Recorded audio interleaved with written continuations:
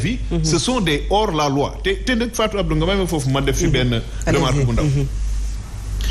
nervis ak les marrons du feu ak ñi nga xam ni état bi moo leen tàggat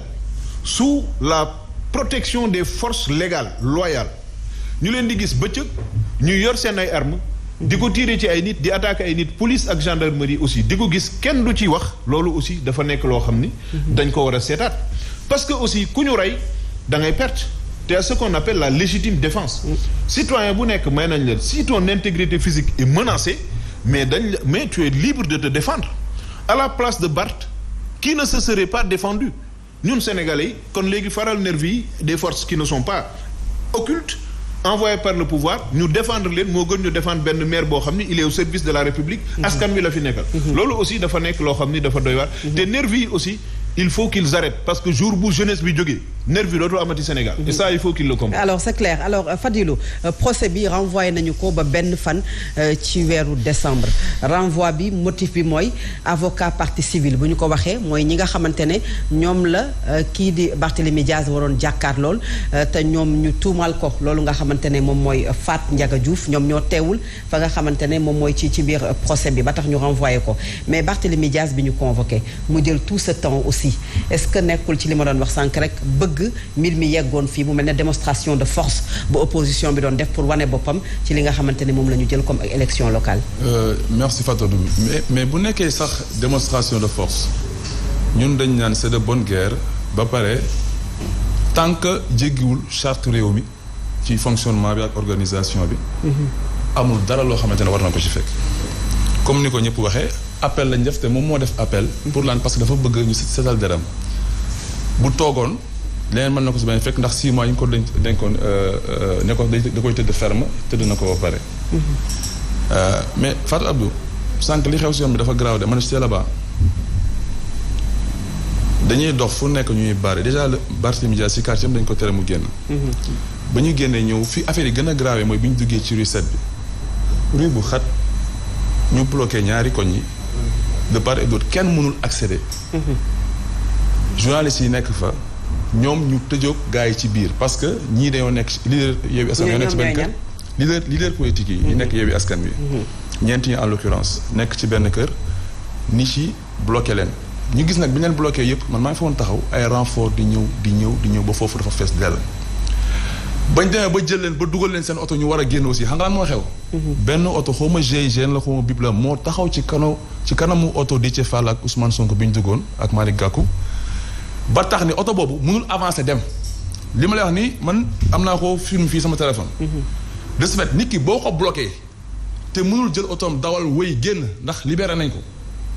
mais dañoo jàpp ni chargé ñu comme ça bloqué ñu sandwich ñu ci kanam ak ci ginnaaw ba ñu génn ci rue 6 bi nga xamante ne moo ëpp espace ci saa si nga gis ay éléments génn ñëw rek comment chargé gars yi ci lañ dóor ay bombe lacrymogène. ñu dawal oto yi daw fële yàggul ñu jàpp leen ne arrêté nañ leen et cetera comme ni ñu fi gisoon au mois de février mars passé mu nekk provocation boo xamante ne amul sens sànq Pape Malé mi ngi wax naan politique bi ñuy def dafa xew yi politique gu ay sos ak ay wax lu dul dëgg ak yooyu noonu je suis désolé mais ñëpp a war a wax loolu suuf Pape Malé parce que moom xam na ni président nguuram incompétence moo tax ñu am problème yi yëpp moo tax tey ñu bëgg a régler mandat bii di ñëw ci yi ñu nekk nii démb rek bi ñuy def levée d'immunité parlementaire yi seen ministre de la justice war na taxaw un ministre de la justice un ministre de la république taxaw ne vraiment dafa naqarlu ci xol ngay gis koo xamante ne yéen a bokk parti politique ñu koy jël di ko teg yoon ministre de la justice moo wax loolu Malick Sall mooy ministre de la justice bi nga xamante ne bañ nekk ci dossier Ousmane Sonko moo taxaw def discours bu extraordinairement dangereux fële ca Fouta def ko ci langue maternelle ci langue maternelle ba bañ traduire ko tey ñu ngi wax wàllu justice mais justice bi ñëpp xam nañ ni justice bi dëgg-dëgg justice bi dafa am problème ba moom ci boobu moo koy wax justice bi xam nañ ni Khalifa Sall bii nga xamante ne jàpp nañ ko taxañee dossier am en un temps record ba muy def appel fekk na appelu Barthélémy Dias moo ko jiitu téeméer yoon ñu bàyyi ko fa jël appelu Khalifa Sall traité ko en un temps record parce que bëgg nañ ko bloqué encore que li ñu ko doon toppee rapport IG bi mësul wax loolu donc tey bu nekkoon dañuy wax rek ay sos ñàkk a wax dëgg ak affaire yu mel noonu je crois que ñëpp xam nañ dëgg fan la féete dafa am lu am solo Fatou Abdou tey dañu nekk si benn Sénégal boo xamante ne xeex pour état de droit xeex pour justice ak équité xeex pour bonne gouvernance xeex pour Barthélémy Dias xeex pour local yi xeex pour 2024 ak législative yi lépp benn combat la président Macky Sall li mu wane mooy moom rapport de force la xam. mais est-ce que war nañu yegg ci violence bi kat. violence bi ñu tàmbalee gis ñu dénoncer violence ba nga xam ne amoon nag Casamance. ci songante diggante ki nga xamante ne moom mooy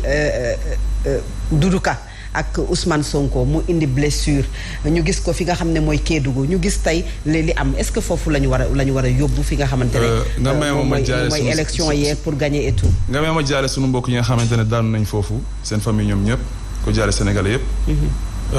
di massa aussi suñu tey am nañ 2 blessés kenn si seen côté la nekk yéen journalistes yi. ki si des ci ñun la nekk. ci bopp lañ ko dóor loo xamante ne mënoon na ko rey. président Ousmane Sonko toog na ci kanamu oto ñu dóor ci vitre bi.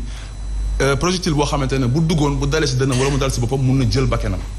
mais président Macky Sall dañ koy artu de man dama def benn émission Walf Fadjri